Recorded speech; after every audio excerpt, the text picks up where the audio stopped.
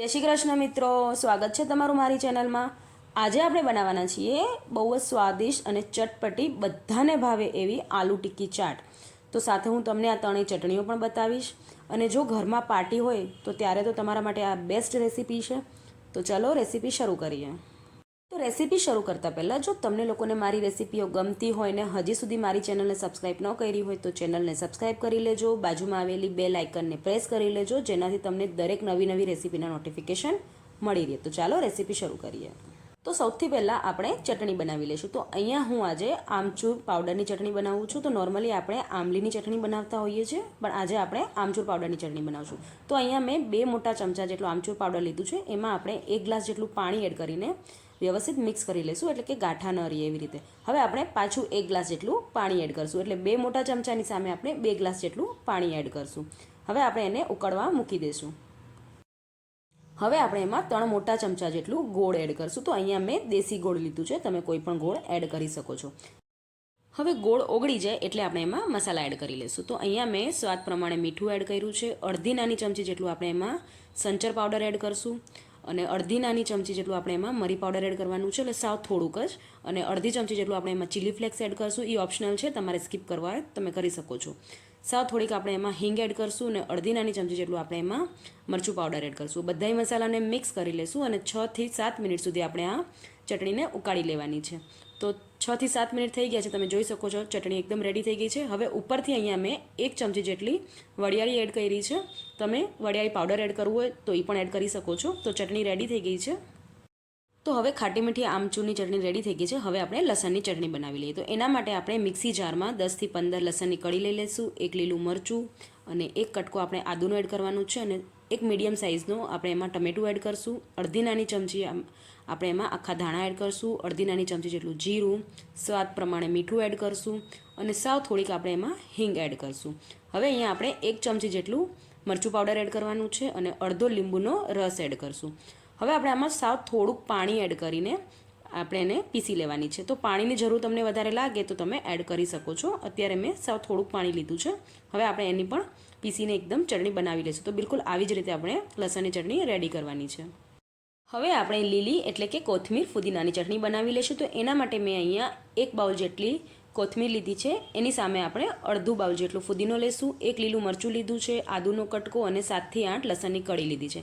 બધાને આપણે મિક્સી જારમાં એડ કરી લેવાની છે। 1 ચમચી જેટલી આપણે એમાં દાળિયાની દાળ એડ કરશું, અડધી નાની ચમચી જેટલું આપણે એમાં જીરું એડ કરશું, સ્વાદ પ્રમાણે મીઠું એડ કરશું અને અડધી નાની ચમચી જેટલું આપણે એમાં સંચર પાવડર એડ કરશું, 1 ચમચી જેટલી આપણે એમાં ખાંડ એડ કરશું અને અડધો લીંબુનો રસ એડ કરશું।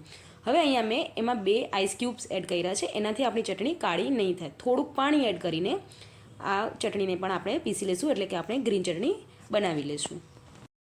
તો આપણી ત્રણેય ચટણીઓ રેડી થઈ ગઈ છે। હવે આપણે દહીંને ઝેરી લેવાનું છે। તો અહીંયા મેં 500 ગ્રામ જેટલું દહીં લીધું છે, મોરું દહીં આપણે લેવાનું છે। દહીંમાં આપણે સ્વાદ પ્રમાણે મીઠું એડ કરશું, 1 ચમચી જેટલી આપણે આમાં દરેલી ખાંડ એડ કરશું અને થોડુંક આપણે એમાં પાણી એડ કરીને એને વ્યવસ્થિત મિક્સ કરી લેવાની છે, એટલે એકદમ સ્મૂથ આપણું દહીં બની જાય એવી રીતે આપણે એને મિક્સ કરી લઈશું। હવે આપણે બટેકાની ટિક્કી બનાવી લઈશું। તો એના માટે મેં અહીંયા પહેલાંથી જ બટેકાને બાફીને છોલીને રાખી લીધા હતા। હવે આપણે એમાં સ્વાદ પ્રમાણે મીઠું એડ કરશું અને અડધી નાની ચમચી જેટલું આપણે એમાં મરી પાવડર એડ કરશું, 2 થી 3 ચમચી જેટલું આપણે એમાં કોર્નફ્લોર એડ કરવાનું છે અને એને પણ વ્યવસ્થિત મેશ કરીને મિક્સ કરી લઈશું। તો અત્યારે આપણે આ ટિક્કીમાં સ્ટફિંગ એડ કરવાના છે, એટલે આપણે આમાં અત્યારે કાંઈ મસાલા એડ નથી કર્યા। સ્ટફિંગ બનાવવા માટે મેં અહીંયા પનીર લઈ લીધું છે। પનીરને આપણે આવી રીતે ખમણી લેવાનું છે। પનીરમાં આપણે સ્વાદ અનુસાર મીઠું, અડધી નાની ચમચી જેટલું ચીલી ફ્લેક્સ અને કોથમીર એટલે કે ફ્રેશ ધાણાભાજી આવી રીતે એડ કરશું અને એને આવી રીતે મિક્સ કરી લઈશું। તો આ સ્ટફિંગમાં તમારે કાજુ બદામ એડ કરવા હોય તો એ પણ તમે ઝીણા સમારીને એડ કરી શકો છો। હવે આપણે ટિક્કી બનાવી લઈશું। તો એના માટે હાથમાં થોડુંક આપણે તેલ લગાડી લઈશું અને આવી રીતે બટેકાનો માવો આપણે હાથમાં ફેલાવી લેવાનું છે અને વચમાં આપણે 1 થી 1.5 ચમચી જેટલું પનીરનું સ્ટફિંગ એડ કરશું। આખું એને વાળીને કવર કરીને આપણે ટિક્કીને વાળી લઈશું।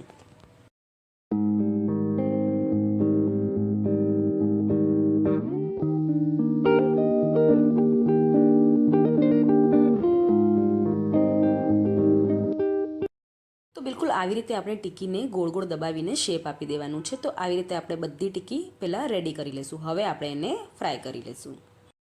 તો ઘરમાં બર્થડે પાર્ટી હોય કે પછી કિટી પાર્ટી હોય તો આ રેસીપી તમારા માટે બેસ્ટ છે. જો તમે પહેલાંથી જ બધી ચટણી બનાવીને રેડી રાખી શકો છો અને સવારે તમે આ ટિક્કી બનાવીને રાખી શકો છો અને સર્વ કરવા ટાઈમે તમે એને ફ્રાય કરીને સર્વ કરી શકો છો. તો બધી ટિક્કી રેડી થઈ ગઈ છે. હવે આપણે એને ફ્રાય કરી લઈએ. તો અત્યારે હું અહીંયા શેલો ફ્રાય કરું છું. તમારે ડીપ ફ્રાય કરવું હોય તો પણ કરી શકો છો. તો મેં પહેલાંથી જ તેલને ગરમ કરવા મૂકી દીધું હતું. હવે આપણે 3 થી 4 આવી રીતે ટિક્કી એડ કરશું અને ધીમા તાપે આપણે એને ફ્રાય કરવાની છે. તો બંને સાઈડ આપણે ફેરવીને ગોલ્ડન બ્રાઉન કલર આવી જાય ત્યાં સુધી આપણે એને ફ્રાય કરી લેવાની છે.